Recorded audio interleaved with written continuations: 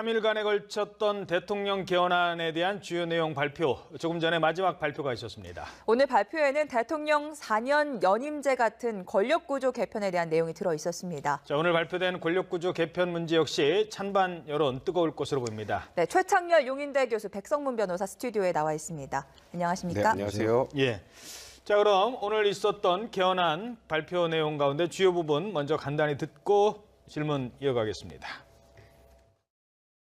대통령 4년 1차 연임제는 다수 국민의 뜻입니다. 1987년 개헌 당시 5년 단임제를 채택한 것은 장기간 군사 독재의 경험 때문이었습니다. 그러나 우리는 촛불혁명을 통해 새로운 대한민국을 열었습니다. 국민들의 민주 역량은 현재의 정치권의 역량보다 훨씬 앞서 있습니다. 이제 책임 정치를 구현하고 안정되게 국정을 운영할 수 있는 대통령 4년 1차 연임제를 채택할 때가 되었습니다. 이제 국회의 시간입니다. 주권자인 국민의 뜻에 따라, 국회의 권한에 따라 대통령이 제안한 헌법 개정안을 충분히 토론하고 검토하여 주십시오. 네, 가장 중요한 부분, 바로 대통령의 4년 연임제, 네. 이 부분인데요. 뭐 간단하게 먼저 설명을 좀 해주십시오. 사실 이번 개헌의 핵심이라고 할 수 있는 게 이제 권력 구조를 어떻게 가져갈 것인가인데요. 일단은 지금까지는 우리나라가 5년 단임제를 채택하고 있지 않습니까? 네. 5년 단임제는 이제 과거에 보면 독재 정권 체제하에서는 대통령이 자꾸 본인의 임기를 연장하고 영구히하려고 하다 보니까 이렇게 딱 한 번으로 막자라고 해서 이제 5년 단임제가 된 건데, 이제는 4년 동안 대통령이 한 번 대통령 일을 하고 국민으로부터 한 번 다시 심판받을 기회를 얻는 게 오히려 책임 전체에 부합할 것이다. 그리고 이게 여론 결과로도 높다는 취지인데, 그러니까 쉽게 말하면 연임은 뭐냐면요. 이제 지금 현재 대통령이 있으면 대통령이 4년을 하고 그다음에 다시 한 번 대통령 선거 나올 수 있습니다. 3번 더 하면 총 8년을 할 수 있는데, 예. 두 번째 이제 다시 나왔는데 떨어졌어요. 예. 떨어졌는데 그럼 그 다음에 한 번 더 나올 수 있느냐? 그 다음은 안 됩니다. 연속해서만 할 수 있는 거고. 그게 중임제와의 차이고요. 네, 중임제와 연임제의 차이점입니다. 근데 네. 지금 현재까지 국민 여론조사상으로는 이제 4년 중임제가 좀 높다. 뭐 그런 의견이 어느 정도 좀 반영된 게 아닌가 싶습니다. 예. 아무래도 대통령제에 대한 국민들의 이렇게 여론조사 결과도 높고, 그러니까 우리가 지금 뭐 의원 내각제가 아니다는 부분을 여러 차례 강조를 했어요. 그거는 야당의 뭐 책임 총리 또는 뭐 총리 추천, 총리 선출, 이거를 염두에 둔 발언이라고 봐야 되겠죠. 그렇죠. 지금 의원 집정부제, 그리고 의원 내각제, 그리고 대통령제, 이게 이제 가장 대표적인 정부 형태의 종류들인데, 그렇죠. 아무튼 지금 여론조사상으로는 지금 청와대의 얘기처럼 의원 내각제나 의원 집정부제에 대한 선언은 대단히 낮은 건 사실이에요. 어쨌든 대통령제에 대한 전통적인 선언을 그대로 반영한 것으로 하고 보는데, 4년 연임이 일단 이런 점에서는 의미가 있어요. 제왕적 대통령제이기 때문에 권력을 분산해야 된다, 이런 얘기는 뭐 기본적으로 이렇게 하는 얘기인데, 또 하나가 레임덕의 문제도 계속 제기돼 왔어요. 사실 최근에 그렇죠. 레임덕 얘기는 별로 언론에 안 나오던데요. 네. 5년 단임을 하다 보니까 취임하자마자 바로 레임덕이다, 이런 말이 나오고, 극단적으로 말해서 한 2년만 있으면 바로 레임덕이다, 이런 얘기가 나오다 보니까 대통령이 5년 동안 안정되게 국정을 운영할 수 있는 장점은 있으나 기본적으로 단임제이기 때문에 레임덕이라는 이런 문제가 제기돼 왔던 게 사실이에요. 그래서 연임제라는 측면에서는 레임덕을 방지한다는 의미에서 의미가 있어요. 근데 또 이런 얘기도 합니다. 또 연임제도 마찬가지다. 그럼 재선되는 순간 레임덕이다, 이런 말도 나오긴 나와요. 근데 어쨌든 간에 5년 단임이 뭔가 불편하다라는 그 공감대 분명히 있어요.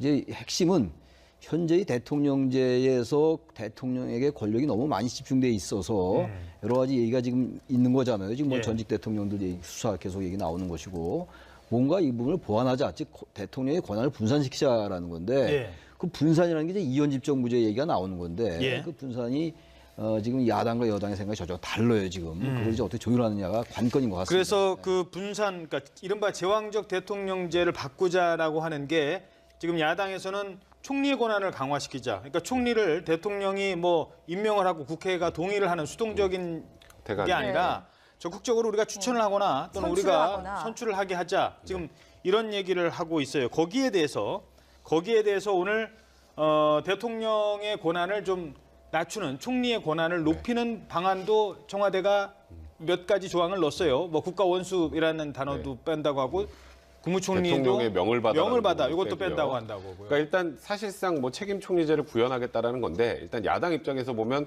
그거는 말장난에 불과하다는 거죠. 결국은 대통령과 코드가 맞는 총리가 같이 끌고 나가면 그거는 뭐 대통령의 권한을 낮추는 게 아니다는 취지인데 이제 지금 청와대 입장을 생각해 보면 또 여기도 충분히 일리가 있습니다. 이 의미가 국회에서 추천을 했어요. 근데 국회에서 이제 당적이 다른 사람을 추천했다고 가정을 해보죠.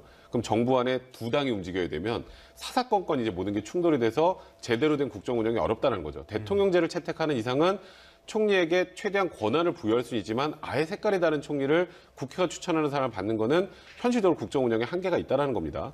그리고 지금 말씀하셨던 것처럼 어쨌건 지금도 총리를 추천하면 국회에서 동의를 해야 총리직을 할 수 있다는 건 1차적인 견제 장치가 있는 상황인데 추가로 이상적일지 모르겠지만 그런 형태로 국회가 추천하기 시작하면 이 대통령제라는 것 체제 자체가 유지되기가 곤란한 측면이 있다. 그래서 그 부분은 좀 거의 명확하게 거부사를 밝히는 것 같습니다. 그것 갖고 되느냐, 그것 갖고 안 되느냐. 이제 그 얘기인 것 같아요. 글쎄요, 저 국회 추천이란 말과 국회 선출이란 말이 있는데 지금 이제 국회 추천을 하겠다라는 거잖아요, 야당에서는. 근데 저는 국회 추천이라는 게 대단히 애매해요. 국회 추천이라는 것이 그러면 그 국무총리의 정통성을 의미하는 것이냐의 문제가 제기될 수 있어요. 지금 현재 국무총리도 국회 동의를 받아서 대통령이 임명하는 거라서 네. 국회 동의가 있잖아요. 네. 나름 이제 그 정당성을 확보하고 있는 건데 인사청문회 같은 과정 청문회도 하고 그러는데 네. 그것은 어쨌든 대통령이 임명하는 거란 말이죠. 그렇기 때문에 지금 총리제가 사실상 유명무실한 게 아니냐 이런 이제 얘기들이 있어서 그래서 오늘 이제 발표해서 대통령이 명을 받아라는 헌법 조항에서 그걸 뺐어요. 네. 저는 근데 저 얘기는 대통령이 명을 받아를 뺀다 해가지고 총리의 권한이 이렇게 강화될 것 같지는 않아요. 임명권자가 대통령인데 그래서 어쨌든 국회가 추천해서 대통령의 권한을 분산시켜서 야당의 주장처럼 민생과 경제는 총리가 맡고 외교, 국방, 안보 등 이른바 외치는 대통령이 만다. 이게 이원집정 문제가 발생이잖아요. 근데 이게 대단히 어려워요. 왜 어렵냐면은 어떤 사안을 가지고 이게 외치냐 내치냐를 구분하기가 일단 어렵다는 것이고 아까 이제 백 변호사 말씀처럼 기본적으로 정파나 이념이 다른 총리와 대통령은 대단히 힘들어요. 프랑스에서 이른바 동고정부 때 그런 문제가 많이 발생했기 때문에 전 세계적으로 이원집정부제를 실시한다는 많지 않아요. 네. 내각제 아니면 대통령제인데 우리나라 지금 대통령제는 순수한 대통령제가 아닌 거예요. 내각제에 유리한 걸 갖다 놔서 대통령의 권한을 강화시킨 이런 측면이고 제가 하나만 예를 들면은 예. 국무위원과 국회의원이 겸임하잖아요. 이건 예. 헌법 개정을 하지 않고 국회법만 개정하면 지금 겸임을 안 하게 할 수 있어요. 단지 지금 헌법에는 국회의원은 법률 정한직을 겸할 수 없다라고만 되어 있는데 국회법에서 이제 그걸 가능하게 만들어 놓은 거라서 이런 것들도 여당의 의원을 장관으로 임명해 놓으니까 국회가 현실적으로 행정부를 견제하는 이런 대통령제의 취지가 대단히 왜곡되고 있는 거예요. 하다못해 그런 것도 고치면요. 대통령의 권한을 많이 분산할 수 있는데 그런 논의 별로 없는 것 같아서 아쉽다는 거예요. 대통령제를 택한 나라들은 부통령을 총리 부통령이 대신에 있죠. 쓰기도 하고요. 그 국무총리 저는 사실 우리나라의 국무총리 저는 좀 폐지해야 된다고 생각합니다. 별로 할 일이 별로 없어요. 할 일이 네. 없다는 말은 좀 지나친 말이고 사실상 대통령에 의해서 움직이기 때문에 네. 차라리 의원 내각제로 가든가 그래서 미국처럼 부통령제로 가든가 그래서 대통령제냐 의원 내각제에서 선택을 해야 되는 것이지 야당의 주장처럼 애매하게 이원집정부제는요. 그건 사실 쉽지 않아요. 네, 이런 권력 구조 개편이 누구부터 적용이 되느냐 이 부분도 굉장히 중요한 문제인데 조국 민정수석이 오늘 발표할 때 문재인 대통령은 적용되지 않는다는 점을 분명히 하고 단호하게 말씀드린다라고 얘기를 했어요. 헌법에 이렇게 이미 강조한 걸까요? 규정이 돼 있는데 그걸 그렇죠. 오해하시는 분들이 굉장히 많더라고요. 아 이렇게 바꾸면은 다음에 문재인 대통령 한번 더 해먹으려고 그러구나. 뭐 이렇게 생각하시는 분들인데 그건 절대 아닙니다. 그러니까 그 의미는 현행 대통령에게는 적용되지 않고 다음 대통령부터 적용되는 내용이기 때문에 이렇게 뭐 예를 들어서 4년 중임제로 바꾼다고 해서 문재인 대통령 5년 임기가 4년으로 바뀌고 한 번 더 하고 이런 개념이 아니고 문재인 대통령 5년 단임제로 끝이 나는 거고요. 이제 이 다음에 대통령이 되는 사람부터 이게 적용이 된다는 의미니까 이게 조국 수석도 강조를 하는 게 저는 당연하다고 생각을 했는데 생각보다 이거를 오해하시는 분들이 많더라고요. 그건 절대 아니라는 거 좀 아셔야 될 것 같습니다. 자, 그리고 또 하나가 이제 선거 연령과 관련된 겁니다. 그동안 많이 논란이 있었던 게 선거 연령을 18세로 낮출 것이냐라는 거였는데 이제 그런 논의가 많이 있어서 어느 정도 이제 입법화 과정은 돼 있었어요. 근데 네, 이제 그렇죠. 제가 하나 질문 드리고 싶은 거는 이거를 헌법에 명문화할 사안이냐. 그러니까 법률 조항이 있고 헌법 조항이 있지 않습니까? 헌법에 명문화할 만한 사안이냐 아니면 지금의 그대로 두고 법률만 바꿔도 할 수 있는 건데 헌법에 딱 못 박는 거냐 이런 논란이 있을 것 같아요. 제가 헌법학자가 아니기 때문에 그것까지 제가 자신 있게 말씀을 못 드리겠는데요. 저는 이 부분은 굳이 헌법에 명시하지 않아도 될 것 같아요. 지금 전 세계적인 추세는 18세인 건 맞아요. 네. OECD 국가에서도 지금 19세 이상을 유지하는 나라 거의 없어요, 지금.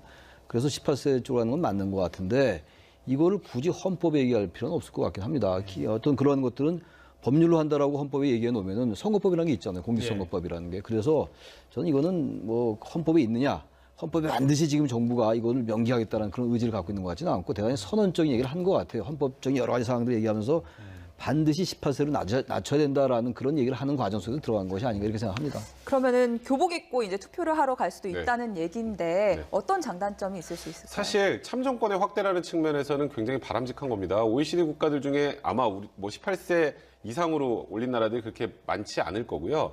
그리고 요즘에 이제 청소년들의 이제 정치 의식도 굉장히 많이 제고되어 있는 상황이기 때문에 어쨌건 국민에게 권리를 더 많이 부여해주는 쪽으로 이제 헌법의 정신을 만들어 가겠다라는 취지인 거거든요. 그러니까 이 부분과 관련해서는 제가 보기에도 뭐 여야 할 것 없이 이 딱 하나 논의만 가지고는 그닥 문제 제기할 것 같지는 않은데요. 다만 18세라는 부분을 만약에 헌법에 명기를 한다. 이거는 사실 법률사항입니다. 뭐 제가 이거는 단어에서 말씀드리는데 헌법상이라 법률사항인데 그만큼 선거 연령을 낮추겠다라는 의지를 헌법에 부여하겠다라는 그러니까 말씀하셨던 것처럼 다소 좀 선언적 의미의 그런 조항이 만약에 들어간다면 조항이라고 보시면 될 것 같습니다. 그리고 대통령의 이제 사면권과 관련된 내용입니다. 지금까지 사실 뭐 지금 드러나고 있는 것도 여러 가지 사면의 문제, 뭐 이건희 회장 같은 네. 경우도 지금 그런 얘기가 나오고 있지 않습니까? 과연 대통령의 사면권이 이게 정말로 그 자의적으로 행사하는 거를 막아야 되지 않겠느냐에 의해서 심사를 받도록 했어요, 이번에는. 근데 본래 지금도 이제 그러한 위원회의 심사를 거치죠. 지금도 거치기 때문에 그걸 이제 확고하게 헌법에 명시한다는 얘기인데요. 그것도 앞서 말씀드린 같은 맥락인 것 같아요. 그런 것들이 사실 지금도 적용되고 있는데 그럼에도 불구하고 적용되고 있음에도 불구하고 사실상 대통령의 의지대로 이렇게 사면이 이루어지잖아요. 특정한 정치인이라든지 기업인들 이런 것들 때문에 그런 것들을 원천적으로 방지하기 위해서 헌법에 넣는 것이 아닌가 생각되고 이 부분은 뭐 지금도 대통령이 자의적으로만 하는 것 같지는 않습니다. 현재로도. 예. 어떻게 보십니까, 사면? 사실 지금 말씀하셨던 것처럼 지금 현재도 이제 특별사면권 행사 관련해서 계속 이거는 대통령이 너무 마음대로 그냥 아무나 사면을 해주는 건 아니냐, 대통령의 권한으로 너무 많은 권한을 보여준 게 아니냐라 그래서 계속 이 사면권을 제한하려는 움직임들은 있어요. 그러니까 지금 사면심사위원회에서 심사도 하고 그래서 대상자를 선정하는데 현실적으로 보면 결국은 대통령의 의중이 반영될 수밖에 없는 구조가 아니냐라는 거기 논의에서 출발이 된 것 같고요. 그래서 지금 이걸 만약에 헌법에 집어넣는다면 특별사면권을 자의적으로 행사할 경우에 대통령에게 뭔가 가는 페널티까지 법률에 집어넣을 수 있는 그런 부분들은 있기 때문에 다소 지금 현재 상황보다는 진전된 것이긴 하지만 그래도 결국은 이렇게 만든다고 하더라도 대통령의 특별사면권 행사를 현실적으로 그러면 제한할 수 있느냐에 대해서는 좀 논의가 표면이 좀 달라요. 그렇기 때문에 이거는 결국 헌법에 이런 부분을 넣어놓고 이제는 대통령의 권한을 이런 데까지 남용하지 않겠습니다라는 그런 선언적 의미가 강하다 이렇게 봐야 될 것 같습니다. 네, 사법제도 개선에 대한 의지도 좀 강하게 드러났는데 헌재소장 임명권을 삭제하고 또 대법원장 인사권을 분산한다는 내용은 어떤 의미가 담긴 건가요? 그러니까 지금 대통령제의 가장 중요한 운영 원리는 견제와 균형입니다. 체크 앤 밸런스라고 우리가 얘기하는 건데 대통령이 감사원장 임명하고 헌법재판소장 임명하다 보니까 대통령과 이 사법부의 어떤 견제와 균형이 사실 작동이 안 된 게 사실이에요. 그런 점에서 이런 것들은 굉장히 중요한 입법부, 대통령의 사법부, 그럼요. 행정부가 이제 입법, 사법, 행정부가 철저히 견제와 균형을 해야 되는 것이고 그게 말하자면 정치학적으로 본다면 하나의 수평적 책임이거든요. 근데 우리나라에서는 대통령이 상당히 우월적 지위를 가졌던 건 사실입니다. 그런 점을 이제 완화시키고 개선시킨다는 면에서 굉장히 의미가 있죠. 그래서 감사원장도 대통령이 모두 임명했던 것을 일부는 국회가 선출할 수 있게 하는 이런 것들은 의미가 있는 건데 아무튼 그럼에도 불구하고 야당이 이제 어떤 반응을 보일지 모르겠습니다만 썩 야당이 이렇게 찬성할 것 같지 않아요. 이왕 하려면 전부 이제 완전하게 대통령이 놔라 이렇게 주장할 수 있을 것 같은데 아무튼 오늘 발표 중에는 대통령의 그런 권한을 놓겠다. 인사에 관련된 거, 사법부에 관련된 거 이런 것들이라서 의미가 상당히 크다. 이렇게 그리고 보여져요. 지금 말씀하셨던 것처럼 이제 대통령과 이제 사법부와의 견제와 균형이 적절하게 유지될 수 있도록 대통령의 권한을 좀 내려놓는 측면도 있지만 또 하나 사법부에서 대법원장의 권한을 낮추는 것도 있습니다. 사실 그렇죠. 대법원장이 대법관을 임명 제청하면 국회 동의받아서 임명했잖아요. 예. 네. 이제 그러다 보니까 대법원장한테 잘 보이지 않으면 그렇죠. 거기까지 올라가기 힘든 구조인 거고요. 일반 법관 같은 경우에도 그 어쨌건 지금 임기제가 있는데 10년 임기제가 있는 것도 이제 폐지해서 완전하게 독립적인 권한을 주고 인사와 관련해서 그러니까 대법원장의 입김을 행사할 수 있는 걸 최소화하겠다는 거예요. 그래야 대법관 회의를 거치도록 그러니까 이제 했죠. 대법관 회의를 거치는 거니까요. 그러니까 확실히 대법원장의 힘이 조금 빠지는 거죠. 그런 면에서는 개개의 판사의 사법권의 독립에는 충분히 좀 기여할 수 있는 그런 측면은 분명히 있다 봐야 될 것 같습니다. 이런 것도 하나 있는 것 같아요. 그 말씀 들으니까 생각나는 게 제왕적 사법부란 말도 많이 있어요, 사실. 우리나라는 전부 이제 제왕적 대통령제라고 해서 이제 모든 쪽에 초점이 맞춰져 있는데 그쪽으로 사법부가 사실 견제받지 않는 권력이라는 면이 있어요. 우린 주로 검찰 경우만 많이 얘기하는데 예. 사법부를 견제할 수 있는 아무런 세력이 없습니다. 그래서 차제에 그런 점도 좀 우리가 유의 있게 볼 필요가 있다라는 생각도 좀 듭니다. 예, 알겠습니다. 자, 그리고 이 부분은 어떻게 해석하는지 좀 질문을 드려야 될 것 같은데요. 그 선거구제와 관련된 네네. 여러 가지 얘기가 나왔었는데 일단 하나 이번에 빠진 것부터 하나 먼저 짚어볼까요?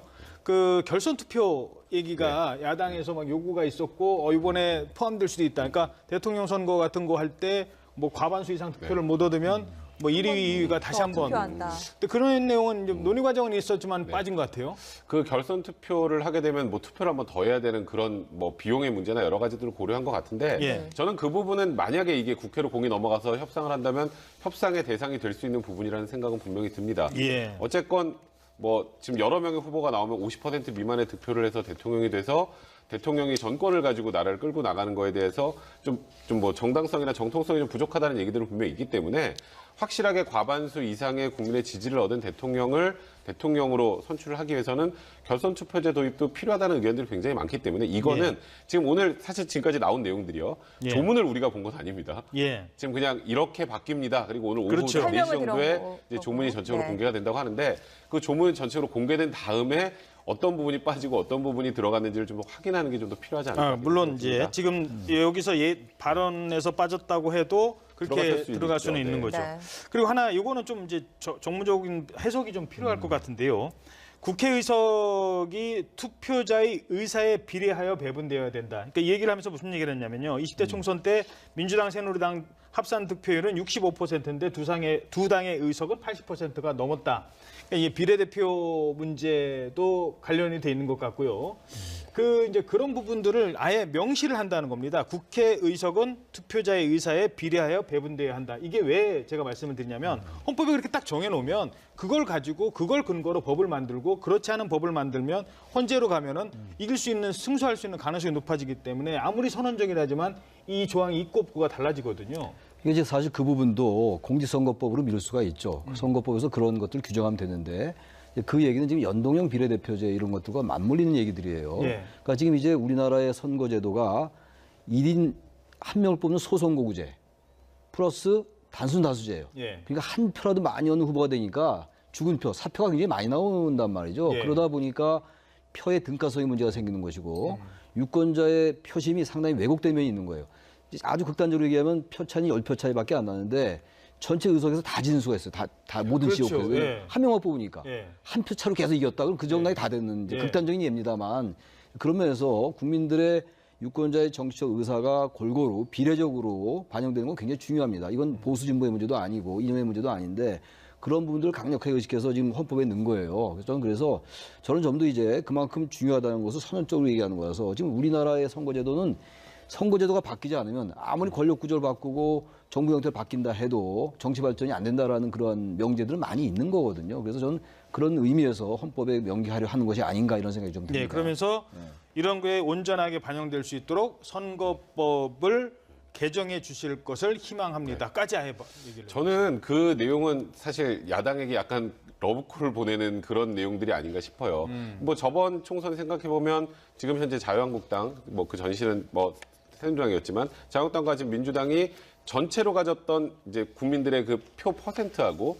의석수하고 차이가 많이 납니다. 이 둘이 네. 훨씬 많이 가졌어요. 네. 왜냐하면 지금 현재 뭐 국민의당이나 지금 다당제 같은 경우에는 이게 정확히 이제 비례대로 되지 않으면 정말 한 의석도 얻지 못하는 그런 당도 생길 수 있지 않겠습니까?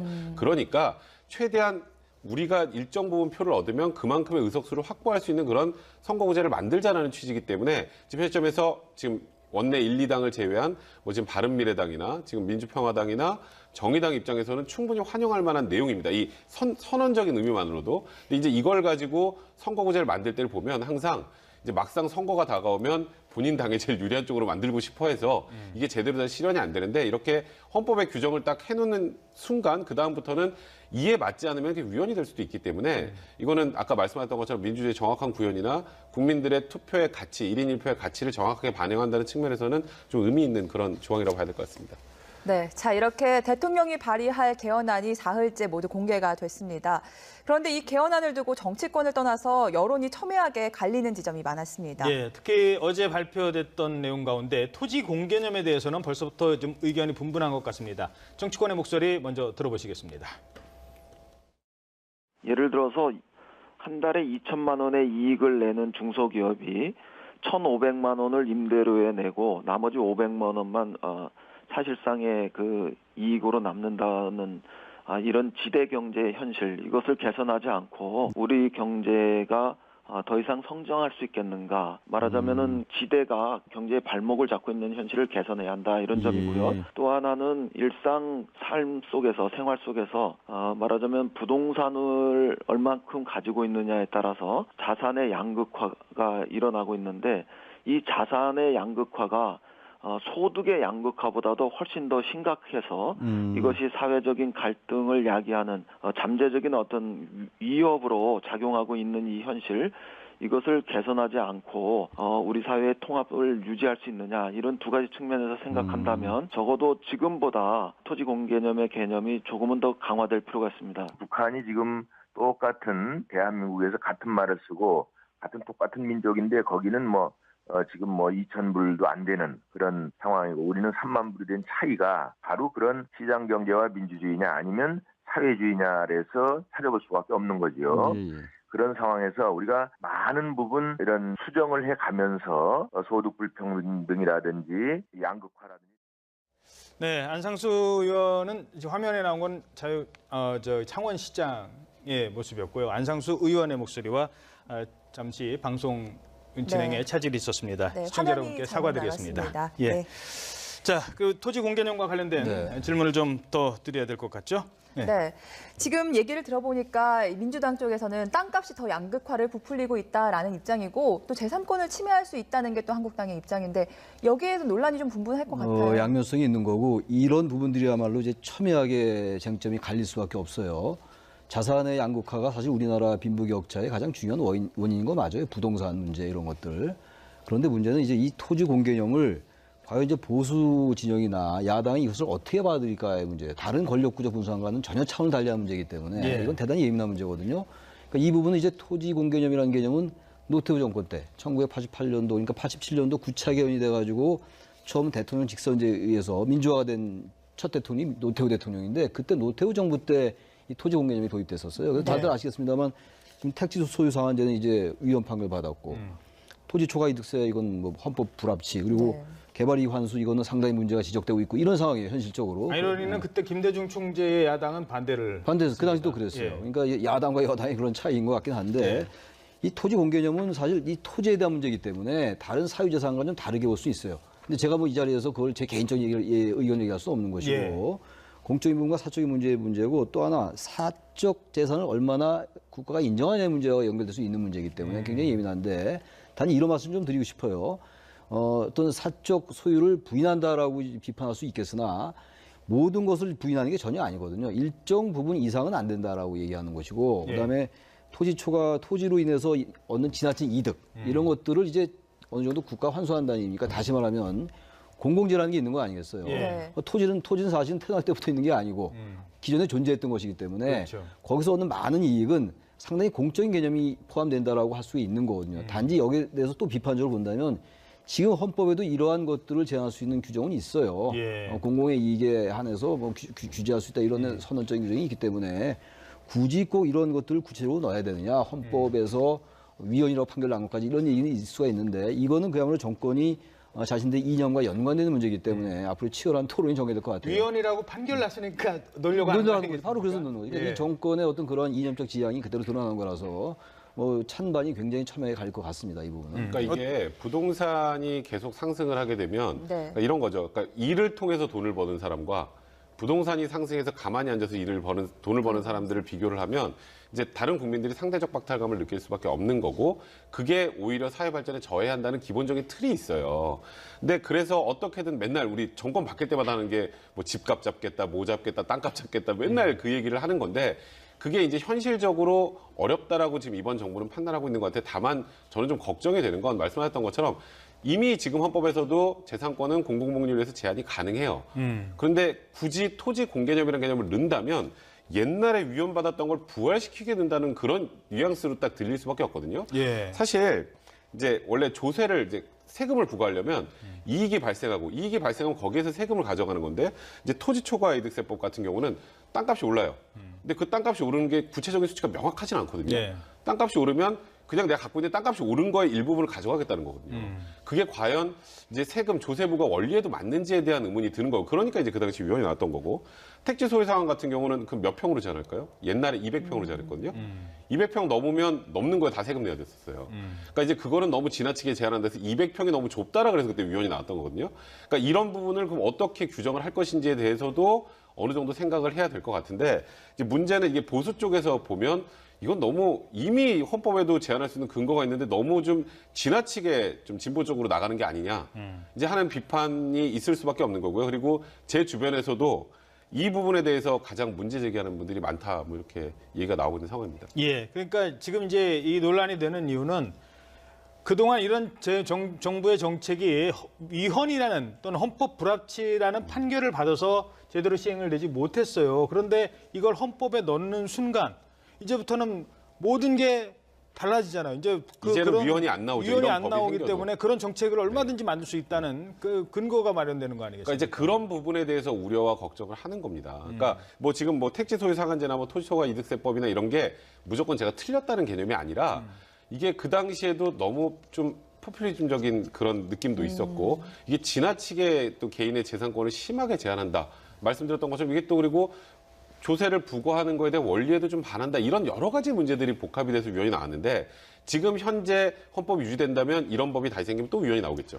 이게 헌법이 진짜로 정해진다면 실제로 부동산 투기 잡는 데는 효율적인가요? 그거는 효율적일 수 있죠. 왜냐하면 이거는 말 그대로 소유를 하는 것 자체에 대해서도 이제 부과라는 문제들이 생기기 때문에 이제 예. 그런 문제들이 저 생길 수 요 있는 제가 한 겁니다. 말씀 드리고 싶은 게 헌법에서 한번 위헌 판결이 나왔기 때문에 절대로 손대면 안 되는 판결이 나왔기 때문에 절대로 손대면 안 된다라는 것도 굉장히 위험한 말이에요. 네, 맞습니다. 왜냐하면 뭐 백 변호사 그런 얘기 했다는 게 아니라 헌법이라는 것은 국민들의 정치적 결단이에요. 약속이죠. 약속이 그러기 때문에 얼마든지 사회의 구성원들이 우린 그쪽으로 가겠다 합의한다면 아무런 문제 없어요. 대통령제를 갈 건지 내각제를 다 갈 국민이 건지를 결정하는 선택하는 거고, 거니까요. 예. 뭐 한때는 이제 내각제가 안 된다고 해서 또 다시 대통령제로 가고 이런 거 아니겠어요. 그래서 기본적으로 사회적인 역학관계에 의해서 결정되는 게 헌법이거든요. 그래서 정치적인 기획인 것이고 국민들의 정치적인 결단이란 말이죠. 그래서 많은 대다수의 국민들이 이 토지 문제 너무 심각하다. 토지의 값이 너무 많이 올라가지고 사실 80년대부터 너무 이 빈부격차가 벌어진 게 맞잖아요. 재벌의 그 비업무용 뭐 부동산 처분하라 이런 게 얼마나 많았어요. 지난 정권들에서도. 그래서 저는 이런 부분들도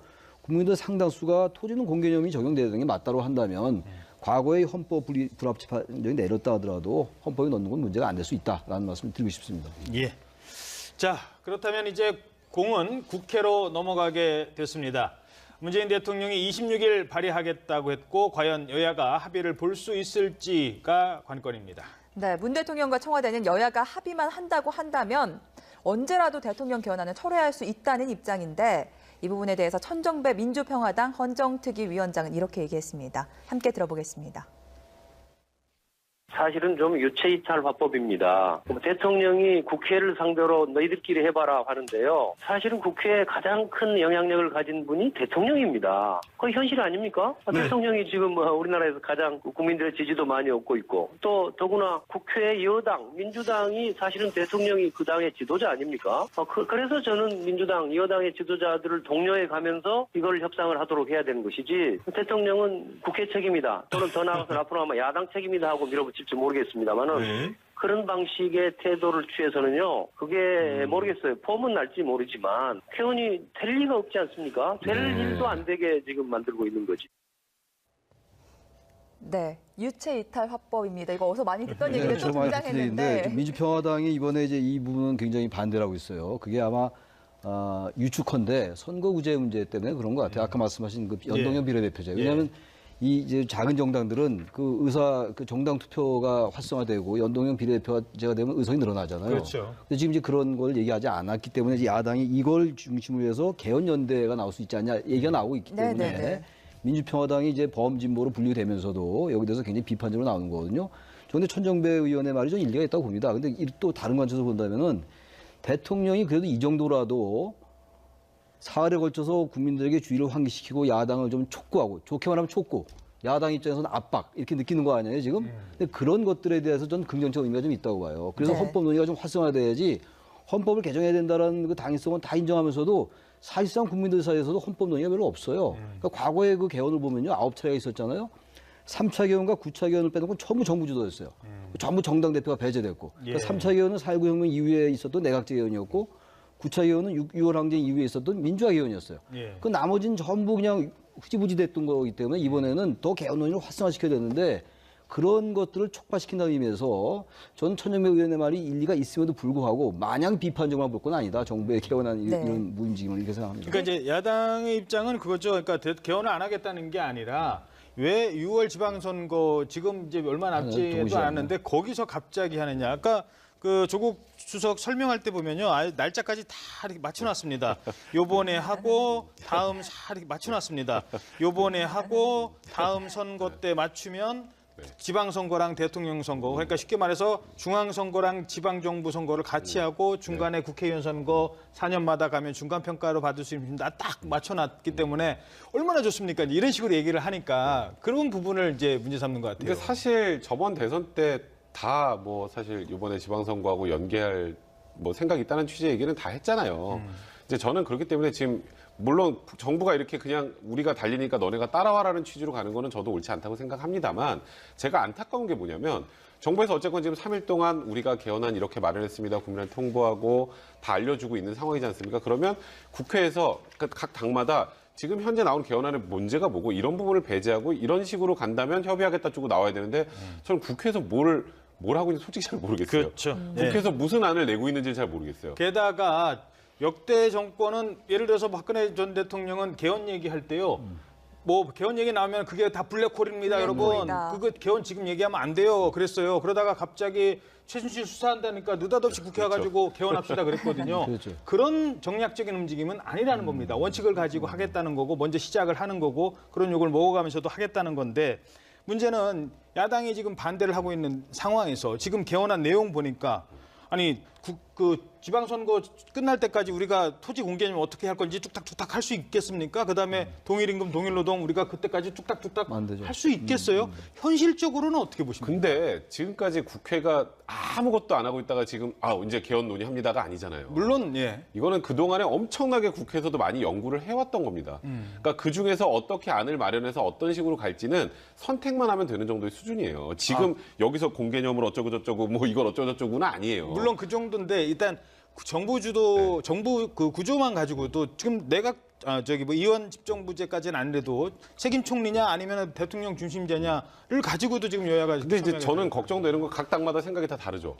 지금 뭐 일단은 현재 정부에서 나오는 개헌안은 현재 여론조사 결과상으로도 그래도 대통령제 유지하고 연임이 제일 낫다라는 여론조사에다가 제가 보기에 또 문재인 대통령의 본인의 뭐 신념이라고 될까 그게 좀 반영이 된 것 같은데 각 당의 이해관계를 생각하면 소수 정당 같은 경우 대통령제 계속하면 우리 집권 계속 못하는데 그럼 이제 의원 내각제 좀 해야 될 것 같은데 예. 이제 그리고 뭐 계속 그런 방향으로 서로 동상이몽을 하고 있기 때문에 네. 그 부분에 대한 합의가 진짜 쉽지 그리고 않은 제가 거예요. 너무 한쪽으로만 질문드린 것 같아서 다른 쪽 입장을 또 네, 말씀드리면 네. 자 그러면 6월 지방선거 안에 그때 어렵다고 쳐요. 그러면 10월까지 가면은 결론 납니까? 10월까지 시간 주면은 한쪽에서는 좋아요 대통령제 합시다. 한쪽에서는 총리 그 선출제 받을게요.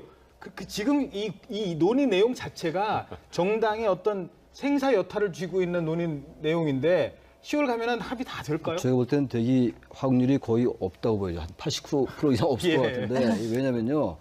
지금 아까 나눈 뭐 기본권이나 이런 것들은 얼마든지 타협 절충이 가능해요. 다른 약간씩 이제 편차가 있는 것들 양보하고 타협하면 되는데 역시 지금 개헌 논의의 가장 핵심은 권력 구조입니다. 정부 형태예요.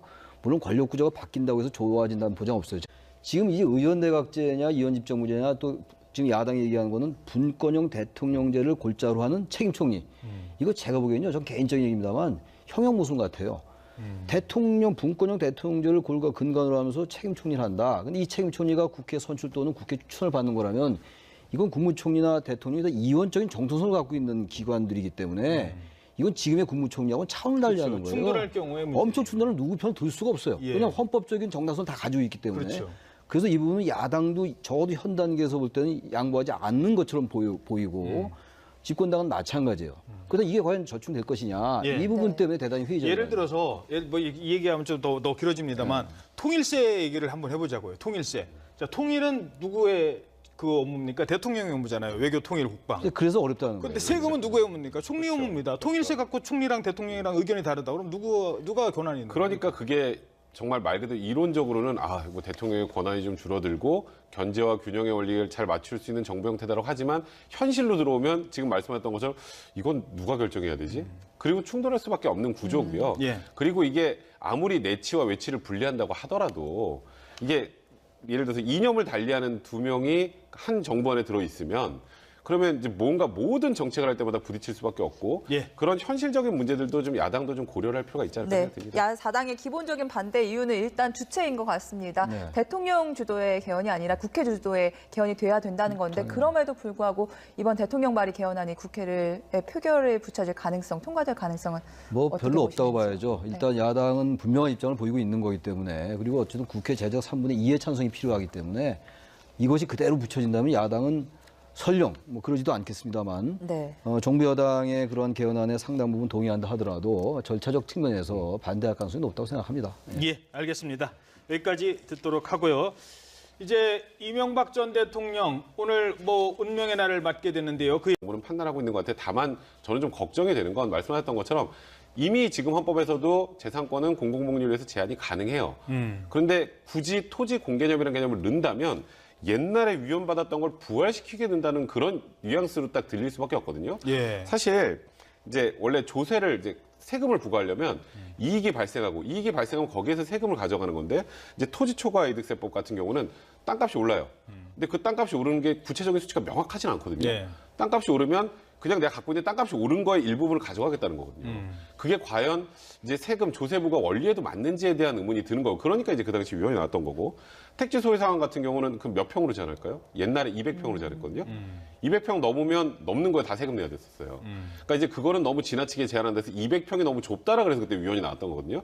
그러니까 이런 부분을 그럼 어떻게 규정을 할 것인지에 대해서도 어느 정도 생각을 해야 될 것 같은데 이제 문제는 이게 보수 쪽에서 보면 이건 너무 이미 헌법에도 제한할 수 있는 근거가 있는데 너무 좀 지나치게 좀 진보 쪽으로 나가는 게 아니냐 이제 하는 비판이 있을 수밖에 없는 거고요. 그리고 제 주변에서도 이 부분에 대해서 가장 문제 제기하는 분들이 많다 뭐 이렇게 얘기가 나오고 있는 상황입니다. 예, 그러니까 지금 이제 이 논란이 되는 이유는 그동안 이런 정부의 정책이 위헌이라는 또는 헌법 불합치라는 판결을 받아서 제대로 시행을 되지 못했어요. 그런데 이걸 헌법에 넣는 순간 이제부터는 모든 게 달라지잖아요. 이제는 그런 위헌이 안 나오죠. 위헌이 이런 안 법이 나오기 생겨도. 때문에 그런 정책을 얼마든지 만들 수 있다는 그 근거가 마련되는 거 아니겠습니까? 그러니까 이제 그런 부분에 대해서 우려와 걱정을 하는 겁니다. 그러니까 뭐 지금 뭐 택지 소유 상한제나 뭐 토지초과 이득세법이나 이런 게 무조건 제가 틀렸다는 개념이 아니라 이게 그 당시에도 너무 좀 포퓰리즘적인 그런 느낌도 있었고 이게 지나치게 또 개인의 재산권을 심하게 제한한다.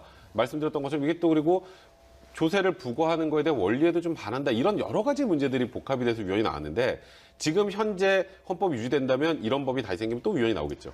이게 헌법이 진짜로 정해진다면 실제로 부동산 투기 잡는 데는 효율적인가요? 그거는 효율적일 수 있죠. 왜냐하면 이거는 말 그대로 소유를 하는 것 자체에 대해서도 이제 부과라는 문제들이 생기기 때문에 이제 예. 그런 문제들이 한 말씀 드리고 싶은 게 헌법에서 한번 위헌 판결이 나왔기 때문에 절대로 손대면 안 되는 판결이 나왔기 때문에 절대로 손대면 안 된다라는 것도 굉장히 위험한 말입니다. 네, 맞습니다. 왜냐하면 뭐백 변호사 그런 얘기 했다는 게 아니라 헌법이라는 것은 국민들의 정치적 결단이에요. 약속이죠. 약속이 오르기 때문에 얼마든지 사회의 구성원들이 우린 그쪽으로 가겠다 합의한다면 아무런 문제 없어요. 대통령제를 갈 건지 내각제를 다 갈 국민이 건지 결정하는 선택하는 거고 거니까요. 예. 뭐 한때는 이제 내각제가 안 된다고 해서 또 다시 대통령제로 가고 이러는 거 아니겠어요. 그래서 기본적으로 사회적인 역학관계에 의해서 결정되는 게 헌법이거든요. 그래서 정치적인 기획인 것이고 국민들의 정치적인 결단이란 말이죠. 그래서 많은 대다수의 국민들이 이 토지 문제 너무 심각하다. 토지의 값이 너무 많이 올라가지고 사실 80년대부터 너무 이 빈부격차가 벌어진 게 맞잖아요. 재벌의 그 비업무용 뭐 부동산 처분하라 이런 게 얼마나 많았어요. 지난 정권들에서도. 그래서 저는 이런 부분들도 국민들 상당수가 토지는 공개념이 적용돼야 되는 게 맞다고 한다면 과거의 헌법 불합치 판정이 내렸다 하더라도 헌법에 넣는 건 문제가 안 될 수 있다라는 말씀을 드리고 싶습니다. 예. 자, 그렇다면 이제 공은 국회로 넘어가게 됐습니다. 문재인 대통령이 26일 발의하겠다고 했고 과연 여야가 합의를 볼 수 있을지가 관건입니다. 네, 문 대통령과 청와대는 여야가 합의만 한다고 한다면 언제라도 대통령 개헌안을 철회할 수 있다는 입장인데 이 부분에 대해서 천정배 민주평화당 헌정특위위원장은 이렇게 얘기했습니다. 함께 들어보겠습니다. 사실은 좀 유체이탈 화법입니다. 대통령이 국회를 상대로 너희들끼리 해봐라 하는데요. 사실은 국회에 가장 큰 영향력을 가진 분이 대통령입니다. 그거 현실 아닙니까? 네. 대통령이 지금 우리나라에서 가장 국민들의 지지도 많이 얻고 있고 또 더구나 국회 여당, 민주당이 사실은 대통령이 그 당의 지도자 아닙니까? 그래서 저는 민주당, 여당의 지도자들을 독려해 가면서 이걸 협상을 하도록 해야 되는 것이지 대통령은 국회 책임이다 또는 더 나아가서 앞으로 아마 야당 책임이다 하고 밀어붙일지 모르겠습니다만은 그런 방식의 태도를 취해서는요. 그게 모르겠어요. 폼은 날지 모르지만 개헌이 될 리가 없지 않습니까? 될 일도 안 되게 지금 만들고 있는 거지. 네, 유체 이탈 화법입니다. 이거 어서 많이 듣던 얘기를 또 등장했는데 민주평화당이 이번에 이제 이 부분은 굉장히 반대를 하고 있어요. 그게 아마 유축헌데 선거구제 문제 때문에 그런 것 같아요. 아까 말씀하신 그 연동형 비례대표제. 왜냐하면 이 이제 작은 정당들은 그 정당 투표가 활성화되고 연동형 비례대표제가 되면 의석이 늘어나잖아요. 그렇죠. 근데 지금 이제 그런 걸 얘기하지 않았기 때문에 이제 야당이 이걸 중심으로 해서 개헌연대가 나올 수 있지 않냐 얘기가 나오고 있기 때문에 민주평화당이 이제 범진보로 분류되면서도 여기 대해서 굉장히 비판적으로 나오는 거거든요. 저는 천정배 의원의 말이 좀 일리가 있다고 봅니다. 근데 또 다른 관점에서 본다면은 대통령이 그래도 이 정도라도 사흘에 걸쳐서 국민들에게 주의를 환기시키고 야당을 좀 촉구하고 좋게 말하면 촉구, 야당 입장에서는 압박 이렇게 느끼는 거 아니에요 지금? 근데 그런 것들에 대해서 저는 긍정적 의미가 좀 있다고 봐요. 그래서 헌법 논의가 좀 활성화돼야지 헌법을 개정해야 된다는 그 당위성은 다 인정하면서도 사실상 국민들 사이에서도 헌법 논의가 별로 없어요. 그러니까 과거에 그 개헌을 보면요 9차례가 있었잖아요. 3차 개헌과 9차 개헌을 빼놓고 전부 정부 주도였어요. 전부 정당 대표가 배제됐고. 그러니까 3차 개헌은 4.19 혁명 이후에 있었던 내각제 개헌이었고 9차 개헌은 6.25 항쟁 이후에 있었던 민주화 개헌이었어요. 그 나머지는 전부 그냥 흐지부지 됐던 거기 때문에 이번에는 더 개헌 논의를 활성화시켜야 되는데 그런 것들을 촉발시킨다는 의미에서 저는 천정배 의원의 말이 일리가 있음에도 불구하고 마냥 비판적만 볼 건 아니다. 정부의 개헌안 이런 무임직임을 이렇게 생각합니다. 그러니까 이제 야당의 입장은 그거죠. 그러니까 개헌을 안 하겠다는 게 아니라 왜 6월 지방선거 지금 이제 얼마 남지도 않았는데 거기서 갑자기 하느냐. 아까 그 조국 수석 설명할 때 보면요, 날짜까지 다 이렇게 맞춰놨습니다. 요번에 하고 다음 있도록 선거법을 개정해 주실 것을 희망합니다.까지 해봐. 저는 그 내용은 사실 야당에게 약간 러브콜을 보내는 그런 내용들이 아닌가 싶어요. 뭐 저번 총선 생각해 보면 지금 현재 자유한국당 뭐 그 전신은 뭐 새누리당이었지만 자유한국당과 지금 민주당이 전체로 가졌던 이제 국민들의 그 표 퍼센트하고 의석수하고 차이가 많이 납니다. 이 둘이 훨씬 많이 가졌어요. 왜냐하면 지금 현재 뭐 국민의당이나 지금 다당제 같은 경우에는 이게 정확히 이제 비례대로 되지 않으면 정말 한 의석도 얻지 못하는 그런 당도 생길 수 있지 않겠습니까? 그러니까 최대한 우리가 일정 부분 표를 얻으면 그만큼의 의석수를 확보할 수 있는 그런 선거구제를 만들자라는 취지이기 때문에 집회점에서 지금 원내 1, 2당을 제외한 뭐 지금 바른미래당이나 지금 민주평화당이나 정의당 입장에서는 충분히 환영할 만한 내용입니다. 이 선언적인 의미만으로도. 근데 이제 이걸 가지고 선거구제를 만들 때를 보면 항상 이제 막상 선거가 다가오면 본인 당에 제일 유리한 쪽으로 만들고 싶어 해서 이게 제대로 된 실현이 안 되는데 이렇게 헌법의 규정을 딱 해놓는 순간 그다음부터는 이에 맞지 않으면 그게 위헌이 될 수도 있기 때문에 이거는 아까 말씀하셨던 것처럼 민주주의의 정확한 구현이나 국민들의 투표의 가치, 1인 1표의 가치를 정확하게 반영한다는 측면에서는 좀 의미 있는 그런 조항이라고 봐야 될 것 같습니다. 네, 자 이렇게 대통령이 발의할 개헌안이 사흘째 모두 공개가 됐습니다. 그런데 이 개헌안을 두고 정치권을 떠나서 여론이 첨예하게 갈리는 지점이 많았습니다. 예, 특히 어제 발표됐던 내용 가운데 토지 공개념에 대해서는 벌써부터 좀 의견이 분분한 것 같습니다. 정치권의 목소리 먼저 들어보시겠습니다. 예를 들어서 한 달에 2천만 원의 이익을 내는 중소기업이 1,500만 원을 임대료에 내고 나머지 500만 원만 사실상의 그 이익으로 남는다는 이런 지대 경제의 현실, 이것을 개선하지 않고 우리 경제가 더 이상 성장할 수 있겠는가. 말하자면은 지대가 경제의 발목을 잡고 있는 현실을 개선해야 한다, 이런 점이고요. 또 하나는 일상 삶 속에서, 생활 속에서 말하자면 부동산을 얼만큼 가지고 있느냐에 따라서 자산의 양극화가 일어나고 있는데 이 자산의 양극화가 소득의 양극화보다도 훨씬 더 심각해서 이것이 사회적인 갈등을 야기하는 잠재적인 어떤 위협으로 작용하고 있는 이 현실, 이것을 개선하지 않고 우리 사회의 통합을 유지할 수 있느냐, 이런 두 가지 측면에서 생각한다면 적어도 지금보다 토지 공개념의 개념이 조금은 더 강화될 필요가 있습니다. 북한이 지금 똑같은 대한민국에서 같은 말을 쓰고 똑같은 민족인데 거기는 지금 2,000불도 안 되는 그런 상황이고 우리는 3만 불이 된 차이가 바로 그런 시장 경제와 민주주의냐 아니면 사회주의냐에서 찾아볼 수밖에 없는 거지요.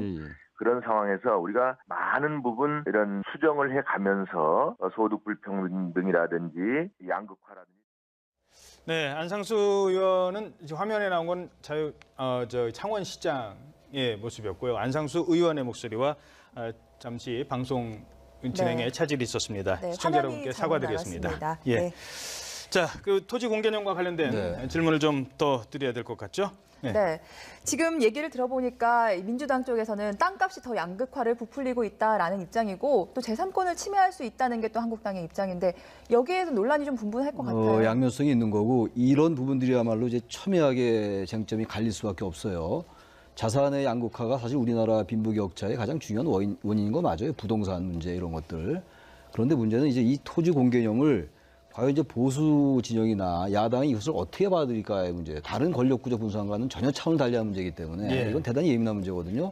그러니까 이 부분은 이제 토지 공개념이라는 개념은 노태우 정권 때 1988년도 그러니까 87년도 9차 개헌이 돼가지고 처음 대통령 직선제에 의해서 민주화가 된 첫 대통령이 노태우 대통령인데 그때 노태우 정부 때 이 토지 공개념이 도입됐었어요. 그래서 다들 아시겠습니다만 지금 택지 소유 상한제는 이제 위헌 판결 받았고 토지 초과 이득세 이건 헌법 불합치 그리고 개발 이익 환수 이거는 상당히 문제가 지적되고 있고 이런 상황이에요 현실적으로. 아이러니는 그때 김대중 총재의 야당은 반대해서 그 당시도 그랬어요. 그러니까 야당과 여당의 그런 차이인 것 같긴 한데 이 토지 공개념은 사실 이 토지에 대한 문제이기 때문에 다른 사유재산과 좀 다르게 볼 수 있어요. 근데 제가 이 자리에서 그걸 제 개인적인 의견 얘기할 수 없는 것이고 공적인 부분과 사적인 문제의 문제고 또 하나 사적 재산을 얼마나 국가가 인정하냐의 문제와 연결될 수 있는 문제이기 때문에 굉장히 예민한데 단 이런 말씀 좀 드리고 싶어요.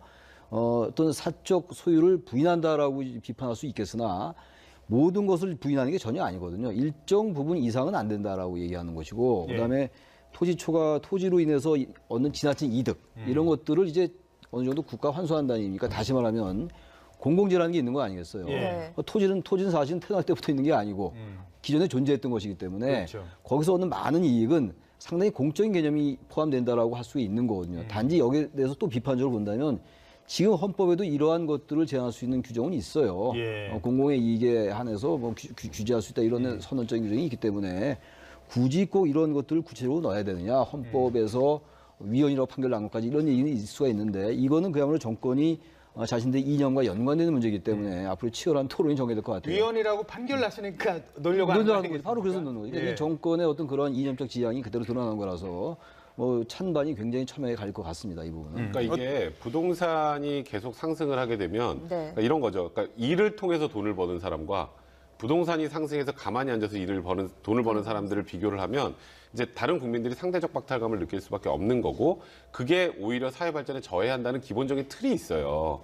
근데 그래서 어떻게든 맨날 우리 정권 바뀔 때마다 하는 게 뭐 집값 잡겠다, 뭐 잡겠다, 땅값 잡겠다 맨날 그 얘기를 하는 건데 그게 이제 현실적으로 어렵다라고 지금 이번 대통령의 의중이 반영될 수밖에 없는 구조가 아니냐라는 거기 논의에서 출발이 된 것 같고요. 그래서 지금 이걸 만약에 헌법에 집어넣는다면 특별사면권을 자의적으로 행사할 경우에 대통령에게 뭔가 가는 페널티까지 법률에 집어넣을 수 있는 그런 부분들은 있기 때문에 다소 지금 현재 상황보다는 진전된 것이긴 하지만 그래도 결국은 이렇게 만든다고 하더라도 대통령의 특별사면권 행사를 현실적으로 그러면 제한할 수 있느냐에 대해서는 좀 논의가 표면이 좀 달라요.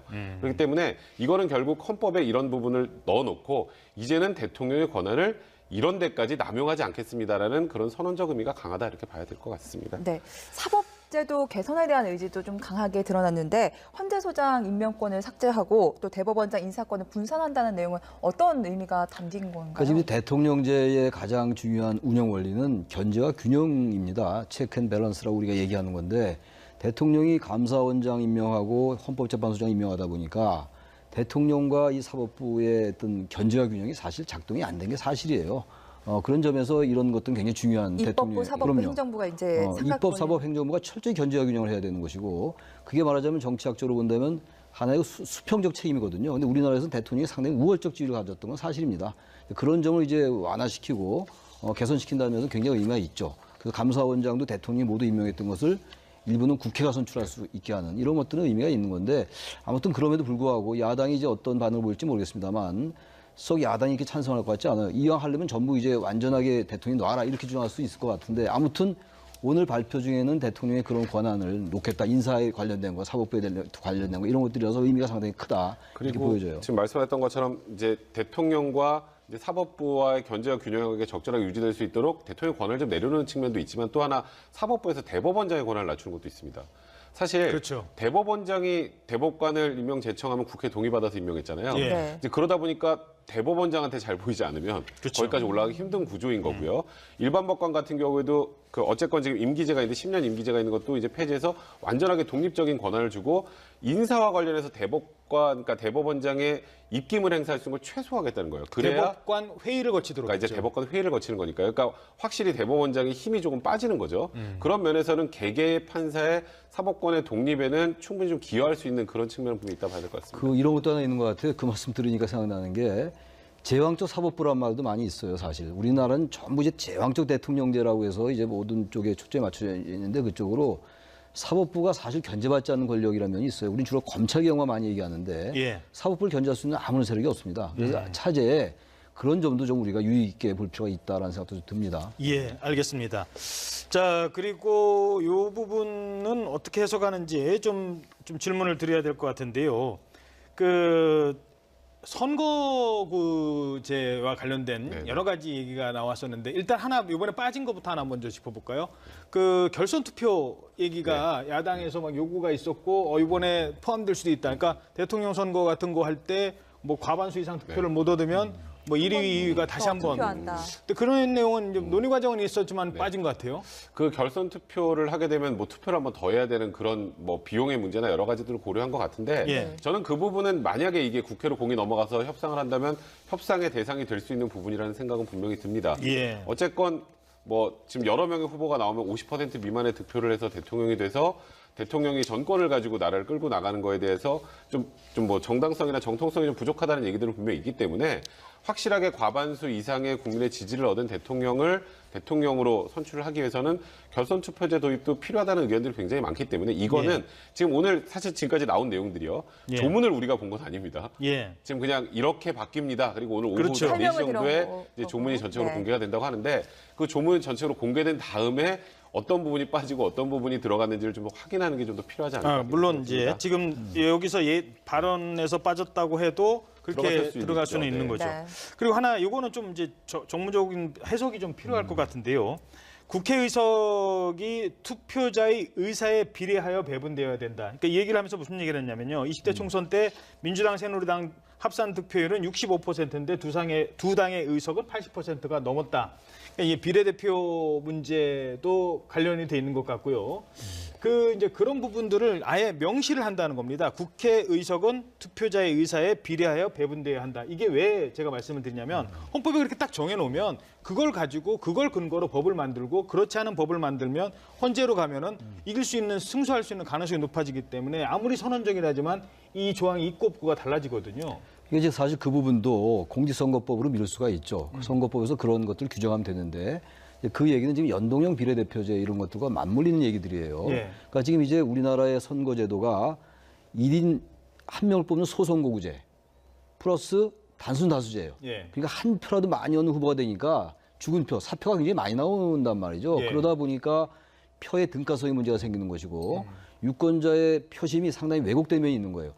아주 극단적으로 얘기하면 표차는 10표 차이밖에 안 나는데 전체 의석에서 다 지는 수가 있어요. 다 모든 그렇죠. 지역에서. 예. 한 명만 뽑으니까. 예. 한 표 차로 계속 이겼다. 그럼 그 정당이 다 됐는 이제 예. 극단적인 예입니다만 그런 면에서 국민들의 유권자의 정치적 의사가 골고루 비례적으로 반영되는 건 굉장히 중요합니다. 이건 보수 진보의 문제도 아니고 이념의 문제도 아닌데 그런 부분들을 강력하게 의식해서 지금 헌법에 넣은 거예요. 그래서 저는 좀 더 이제 그만큼 중요하다는 것을 선언적으로 얘기하는 거라서 지금 우리나라의 선거제도는 선거제도가 바뀌지 않으면 아무리 권력 구조를 바꾸고 정부 형태를 바뀐다 해도 정치 발전이 안 된다라는 그런 명제들은 많이 있는 거거든요. 그래서 저는 그런 의미에서 헌법에 명기하려 하는 것이 아닌가 이런 생각이 좀 듭니다. 네, 그러면서 이런 거에 온전하게 반영될 수 있... 국무총리도 국회 동의를 받아서 대통령이 임명하는 거라서 네. 국회 동의가 있잖아요. 네. 나름 이제 그 정당성을 확보하고 있는 건데 인사청문회 같은 과정 청문회도 하고 그러는데 네. 그것은 어쨌든 대통령이 임명하는 거란 말이죠. 그렇기 때문에 지금 총리제가 사실상 유명무실한 게 아니냐 이런 이제 얘기도 있어서 그래서 오늘 이제 발표해서 대통령이 명을 받아라는 헌법 조항에서 그걸 뺐어요. 네. 저는 근데 저 얘기는 대통령이 명을 받아를 뺀다 해가지고 총리의 권한이 이렇게 강화될 것 같지는 않아요. 임명권자가 대통령인데 그래서 어쨌든 국회가 추천해서 대통령의 권한을 분산시켜서 야당의 주장처럼 민생과 경제는 총리가 맡고 외교, 국방, 안보 등 이른바 외치는 대통령이 만든다. 이게 이원집정 문제가 발생이잖아요. 근데 이게 대단히 어려워요. 왜 어렵냐면은 어떤 사안을 가지고 이게 외치냐 내치냐를 구분하기가 일단 어렵다는 것이고 아까 이제 백 변호사 말씀처럼 기본적으로 정파나 이념이 다른 총리와 대통령은 대단히 힘들어요. 프랑스에서 이른바 동고정부 때 그런 문제가 많이 발생했기 때문에 전 세계적으로 이원집정부제를 실시한 나라는 많지 않아요. 네. 내각제 아니면 대통령제인데 우리나라 지금 대통령제는 순수한 대통령제가 아닌 거예요. 내각제에 유리한 걸 갖다 놔서 대통령의 권한을 강화시킨 이런 측면이고요. 제가 하나만 예를 들면은 예. 국무위원과 국회의원이 겸임하잖아요. 이건 예. 헌법 개정을 하지 않고 국회법만 개정하면 지금 겸임을 안 할 수 있어요. 단지 지금 헌법에는 국회의원은 법률 정한직을 겸할 수 없다라고만 되어 있는데 국회법에서 이제 그걸 가능하게 만들어 놓은 거라서 이런 것들도 여당의 의원을 장관으로 임명해 놓으니까 국회가 현실적으로 행정부를 견제하는 이런 대통령제의 취지가 대단히 왜곡되고 있는 거예요. 하다못해 그런 것도 고치면요. 대통령의 권한을 많이 분산할 수 있는데 그런 논의 별로 없는 것 같아서 좀 아쉽다는 거예요. 대통령제를 택한 나라들은 부통령을 총리 부통령이 대신에 있죠. 쓰기도 하고요. 그 국무총리 저는 사실 우리나라의 국무총리 저는 좀 폐지해야 된다고 생각합니다. 별로 할 일이 별로 없어요. 할 일이 네. 없다는 말은 좀 지나친 말이고 사실상 대통령에 의해서 움직이기 때문에 네. 차라리 의원 내각제로 가든가 그래서 미국처럼 부통령제로 가든가 그래서 대통령제냐 의원 내각제에서 선택을 해야 되는 것이지 야당의 주장처럼 애매하게 이원집정부제는요. 그건 사실 쉽지 않아요. 네, 이런 권력 구조 개편이 누구부터 적용이 되느냐 이 부분도 굉장히 중요한 문제인데 조국 민정수석이 오늘 발표할 때 문재인 대통령은 적용되지 않는다는 점을 분명히 하고 단호하게 말씀드린다라고 얘기를 했어요. 헌법에 왜 이렇게 이미 강조할까요? 규정이 돼 있는데 그걸 그렇죠. 오해하시는 분들이 굉장히 많더라고요. 아 이렇게 바꾸면 다음에 문재인 대통령이 한번 더 해먹으려고 그러는구나. 뭐 이렇게 생각하시는 분들인데 그건 절대 아닙니다. 그러니까 그 의미는 현행 대통령에게는 적용되지 않고 다음 대통령부터 적용되는 내용이기 때문에 이렇게 뭐 예를 들어서 4년 중임제로 바꾼다고 해서 문재인 대통령 5년 임기가 4년으로 바뀌고 한 번 더 하고 이런 개념이 아니고 문재인 대통령 5년 단임제로 끝이 나는 거고요. 이제 이 다음에 대통령이 되는 사람부터 이게 적용이 된다는 의미니까 이게 조국 수석도 강조를 하는 게 저는 당연하다고 생각을 했는데 생각보다 이거를 오해하시는 분들이 많더라고요. 그건 절대 아니라는 거 좀 아셔야 될 것 같습니다.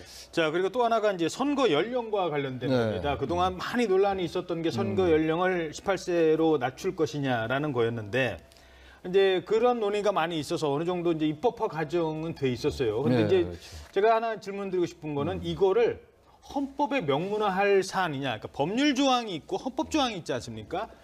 헌법에 명문화할 만한 사안이냐, 아니면 지금의 그대로 두고 법률만 바꿔도 할 수 있는 건데 헌법에 딱 못 박는 거냐, 이런 논란이 있을 것 같아요. 제가 헌법학자가 아니기 때문에 그것까지 제가 자신 있게 말씀을 못 드리겠는데요. 저는 이 부분은 굳이 헌법에 명시하지 않아도 될 것 같아요. 지금 전 세계적인 추세는 18세인 건 맞아요. 네. OECD 국가에서도 지금 19세 이상을 유지한 나라 거의 없어요, 지금. 그래서 18세 쪽으로 하는 건 맞는 것 같은데 이거를 굳이 헌법에 얘기할 필요는 없을 것 같긴 합니다. 어떤 그런 것들은 법률로 한다라고 헌법에 얘기해 놓으면은 선거법이라는 게 있잖아요. 공직선거법이라는 게. 그래서 저는 이거는 뭐 헌법에 있느냐, 헌법에 반드시 지금 정부가 이거를 명기하겠다는 그런 의지를 갖고 있는 것 같지는 않고 대단히 선언적인 얘기를 한 것 같아요. 헌법적인 여러 가지 사항들을 얘기하면서 반드시 18세로 낮춰야 된다라는 그런 얘기를 하는 과정 속에 들어간 것이 아닌가 이렇게 생각합니다. 그러면은 교복 입고 이제 투표를 하러 갈 수도 네. 있다는 얘기인데 어떤 장단점이 있을 수 있을까요? 사실 참정권의 확대라는 측면에서는 굉장히 바람직한 겁니다. OECD 국가들 중에 아마 우리 뭐 18세 이상으로 올린 나라들이 그렇게 많지 않을 거고요. 그리고 요즘에 이제 청소년들의 이제 정치 의식도 굉장히 많이 제고되어 있는 상황이기 때문에 어쨌건 국민에게 권리를 더 많이 부여해주는 쪽으로 이제 헌법의 정신을 만들어 가겠다라는 취지인 거거든요. 그러니까 이 부분과 관련해서는 제가 보기에도 뭐 여야 할 것 없이 이 딱 하나 논의만 가지고는 그닥 문제 제기할 것 같지는 않은데요. 다만 18세라는 부분을 만약에 헌법에 명기를 한다. 이거는 사실 법률상입니다. 뭐 제가 이거는 단어에서 말씀드리는데 헌법상이나 법률 사항인데 그만큼 선거 연령을 낮추겠다라는 의지를 헌법에 부여하겠다라는, 그러니까 말씀하셨던 것처럼 다소 좀 선언적 의미의 그런 조항이 만약에 들어간다면 조항이라고 보시면 될 것 같습니다. 그리고 대통령의 이제 사면권과 관련된 내용입니다. 지금까지 사실 뭐 지금 드러나고 있는 것도 여러 가지 사면의 문제, 뭐 이건희 회장 같은 네. 경우도 지금 그런 얘기가 나오고 있지 않습니까? 과연 대통령의 사면권이 이게 정말로 그 자의적으로 행사하는 거를 막아야 되지 않겠느냐에 의해서 심사를 받도록 했어요, 이번에는. 근데 본래 지금도 이제 그러한 위원회의 심사를 거치죠. 지금도 거치기 때문에 그걸 이제 확고하게 헌법에 명시한다는 얘기인데요. 그것도 앞서 말씀드린 같은 맥락인 것 같아요. 그런 것들이 사실 지금도 적용되고 있는데 그럼에도 불구하고 적용되고 있음에도 불구하고 사실상 대통령의 의지대로 이렇게 사면이 이루어지잖아요. 특정한 정치인이라든지 기업인들 이런 것들 때문에 그런 것들을 원천적으로 방지하기 위해서 헌법에 넣는 것이 아닌가 생각되고 이 부분은 뭐 지금도 대통령이 자의적으로만 하는 것 같지는 않습니다. 현재로도. 예. 어떻게 보십니까, 사면? 사실 지금 말씀하셨던 것처럼 지금 현재도 이제 특별 사면권 행사 관련해서 계속 이거는 대통령이 너무 마음대로 그냥 아무나 사면을 해주는 건 아니냐, 대통령의 권한으로 너무 많은 권한을 보여준 게 아니냐라 그래서 계속 이 사면권을 제한하려는 움직임들은 있어요. 그러니까 지금 사면심사위원회에서 심사도 하고 그래서 대상자를 선정하는데 현실적으로 보면 결국은 3일간에 걸쳤던 대통령 개헌안에 대한 주요 내용 발표, 조금 전에 마지막 발표가 있었습니다. 오늘 발표에는 대통령 4년 연임제 같은 권력구조 개편에 대한 내용이 들어 있었습니다. 자, 오늘 발표된 권력구조 개편 문제 역시 찬반 여론 뜨거울 것으로 보입니다. 네, 최창렬 용인대 교수, 백성문 변호사 스튜디오에 나와 있습니다. 안녕하십니까? 네, 안녕하세요. 예. 자, 그럼 오늘 있었던 개헌안 발표 내용 가운데 주요 부분 먼저 간단히 듣고 질문 이어가겠습니다. 대통령 4년 1차 연임제는 다수 국민의 뜻입니다. 1987년 개헌 당시 5년 단임제를 채택한 것은 장기간 군사 독재의 경험 때문이었습니다. 그러나 우리는 촛불혁명을 통해 새로운 대한민국을 열었습니다. 국민들의 민주 역량은 현재의 정치권의 역량보다 훨씬 앞서 있습니다. 이제 책임 정치를 구현하고 안정되게 국정을 운영할 수 있는 대통령 4년 1차 연임제를 채택할 때가 되었습니다. 이제 국회의 시간입니다. 주권자인 국민의 뜻에 따라 국회의 권한에 따라 대통령이 제안한 헌법 개정안을 충분히 토론하고 검토하여 주십시오. 네, 가장 중요한 부분, 바로 대통령의 4년 연임제 이 부분인데요. 뭐 간단하게 먼저 설명을 좀 해주십시오. 사실 이번 개헌의 핵심이라고 할 수 있는 게 이제 권력 구조를 어떻게 가져갈 것인가인데요.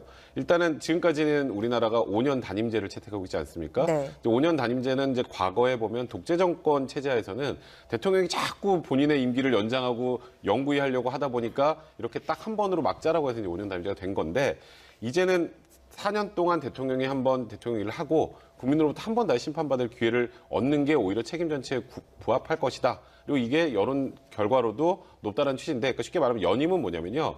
이제 지금 현재 대통령이 있으면 대통령이 4년을 하고 그다음에 다시 한 번 대통령 선거 나올 수 있습니다.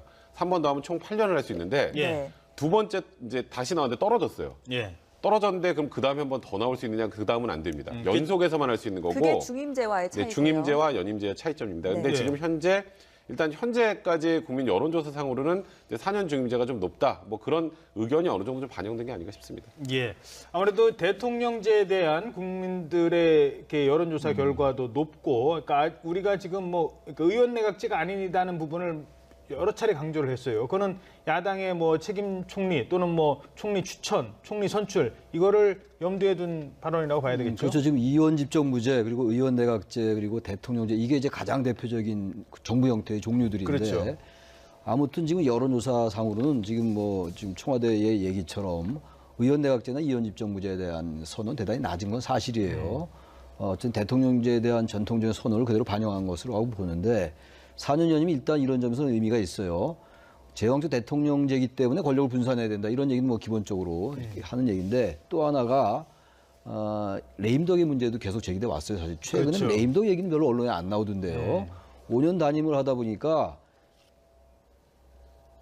취임하자마자 바로 레임덕이다. 이런 말이 나오고 극단적으로 말해요. 한 2년만 있으면 바로 레임덕이다. 이런 얘기가 나오다 보니까 대통령이 5년 동안 안정되게 국정을 운영할 수 있는 장점은 있으나 기본적으로 단임제이기 때문에 레임덕이라는 이런 문제가 제기돼 왔던 게 사실이에요. 그래서 연임제라는 측면에서는 레임덕을 방지한다는 의미에서 의미가 있어요. 근데 또 이런 얘기도 합니다. 또 연임제도 마찬가지다. 그럼 재선되는 순간 레임덕이다 이런 말도 나오긴 나와요. 근데 어쨌든 간에 5년 단임이 뭔가 불편하다라는 그 공감대 분명히 있어요. 이제 핵심은 현재의 대통령제에서 대통령에게 권력이 너무 많이 집중돼 있어서 여러 가지 얘기가 지금 있는 거잖아요. 지금 뭐 전직 대통령들 수사 계속 얘기 나오는 것이고 뭔가 이 부분을 보완하자, 즉 대통령의 권한을 분산시키자라는 건데 그 분산이라는 게 이제 이원집정부제 얘기가 나오는 건데 그 분산이 지금 야당과 여당의 생각이 전혀 달라요 지금. 그걸 이제 어떻게 조율하느냐가 관건인 것 같습니다. 그래서 그 분산, 그러니까 이른바 제왕적 대통령제를 바꾸자라고 하는 게 지금 야당에서는 총리의 권한을 강화시키자. 그러니까 총리를 대통령이 뭐 임명을 하고 국회가 동의를 하는 수동적인 게 아니라 적극적으로 우리가 추천을 하거나 또는 우리가 선출을 하게 하자. 지금 이런 얘기를 하고 있어요. 거기에 대해서 오늘 대통령의 권한을 좀 낮추는, 총리의 권한을 높이는 방안도 청와대가 몇 가지 조항을 넣었어요. 뭐 국가 원수이라는 단어도 뺀다고 하고 국무총리도 대통령의 명을 받아 이것도 뺀다고 한다고. 그러니까 일단 사실상 뭐 책임 총리제를 구현하겠다라는 건데 일단 야당 입장에서 보면 그거는 말장난에 불과하다는 거죠. 결국은 대통령하고 코드가 맞는 총리가 같이 끌고 나가면 그거는 뭐 대통령의 권한을 낮추는 게 아니다는 취지인데 이제 지금 청와대 입장을 생각해 보면 또 여기도 충분히 일리가 있습니다. 이 의미가 국회에서 추천을 했어요. 근데 국회에서 이제 당적이 다른 사람을 추천했다고 가정을 해보죠. 그럼 정부 안에 두 당이 움직여야 되면 사사건건 이제 모든 게 충돌이 돼서 제대로 된 국정 운영이 어렵다는 거죠. 대통령제를 채택하는 이상은 총리에게 최대한 권한을 부여할 수 있지만 아예 색깔이 다른 총리를 국회가 추천하는 사람을 받는 거는 현실적으로 국정 운영에 한계가 있다는 겁니다. 그리고 지금 말씀하셨던 것처럼 어쨌건 지금도 총리를 추천하면 국회에서 동의를 해야 총리직을 할 수 있다는 건 1차적인 견제 장치가 있는 상황인데 추가로 이상적일지 모르겠지만 그런 형태로 국회가 추천하기 시작하면 이 대통령제라는 것 체제 자체가 유지되기가 곤란한 측면이 있다. 그래서 그 부분은 좀 거의 명확하게 거부사를 밝힌 것 그러니까 같습니다. 그것 갖고 되느냐, 그것 갖고 안 되느냐. 이제 그 얘기인 것 같아요. 글쎄요, 국회 추천이란 말과 국회 선출이란 말이 있는데 지금 이제 국회 추천을 하겠다라는 거잖아요, 야당에서는. 근데 저는 국회 추천이라는 게 대단히 애매해요. 국회 추천이라는 것이 그러면 그 국무총리의 정통성을 의미하는 것이냐의 문제가 제기될 수 있어요. 지금 현재